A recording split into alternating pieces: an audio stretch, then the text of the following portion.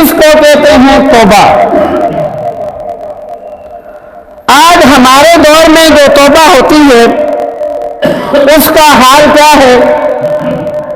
ایک مثال سے سمجھاتا ہوں کہ ایک بندہ یہاں نماز کے وقت میں ادھر جا رہا ہے، بندہ اسے کہتا ہے کہ بھائی نماز کا وقت ہے، مسجد میں آ جاؤ، نماز پڑھ لیتے ہیں۔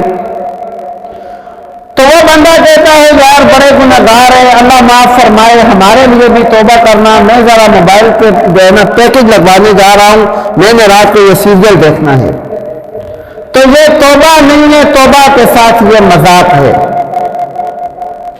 توبہ یہ ہے کہ وہ اس طرف جا رہا تھا، دوسرے آدمی نے اس سے کہا کہ بھائی نماز کا وقت ہے، کدھر جا رہے ہو؟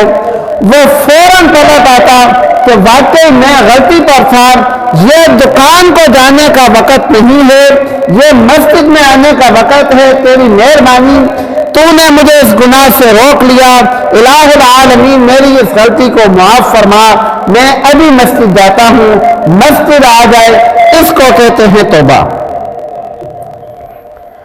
یہ کوئی توبہ نہیں ہے کہ ایک انسان موبائل پہ کوئی بھی غلط چیز دیکھ رہا ہے، گانا سن رہا ہے، کوئی ویڈیو دیکھ رہا ہے، دوسرا بندہ اسے کہتا ہے کہ نہ کرو، گانا سننا یا یہ جو گانا بجانا ہے الجرس مزامیر الشیاطین، اور اس سے دل کے اندر نفاق پیدا ہوتا ہے، شریعت اس سے منع کرتی ہے، اس کو چھوڑ دو۔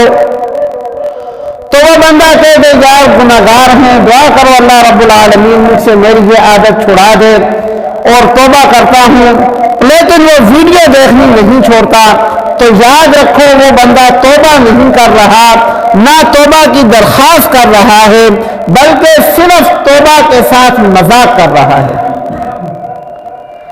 اگر وہ توبہ کرتا تو اس کو وہی بند کرتا اور کہتا کہ واقعی یار میں غلط تھا، یہ مجھے نہیں کرنا چاہیے تھا، اللہ رب العالمین نے منع فرمایا ہے تو میں آئندہ سے یہ نہیں کروں گا۔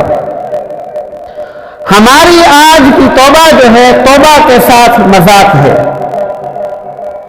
کسی بھی انسان کو کوئی بھی بات کر لو، کسی بھی گناہ کے بارے میں دوسرے بندے کو بتاؤ کہ دیکھو میرے بھائی یہ جو آپ کام کر رہے ہو اس کی شریعت میں اجازت نہیں ہے، چونکہ ہم لوگ مسلمان ہیں، ہم مسلمانوں کے لیے یہ طریقہ نہیں ہے۔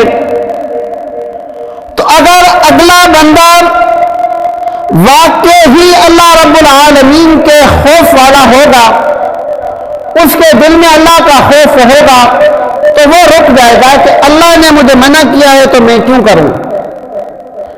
لیکن اگر اس کا دل سیاہ ہو چکا ہے تو وہ یہی کہے گا بس یار دعا کرو اللہ رب العالمین میری اس عادت کو چھڑا دے، اور خود اس عادت کو نہیں چھوڑے گا۔ ایسی قوم کے بارے میں اللہ رب العالمین فرماتے ہیں وَإِن تَتَوَلَّوْا يَسْتَبْدِلْ قَوْمًا غَيْرَكُمْ،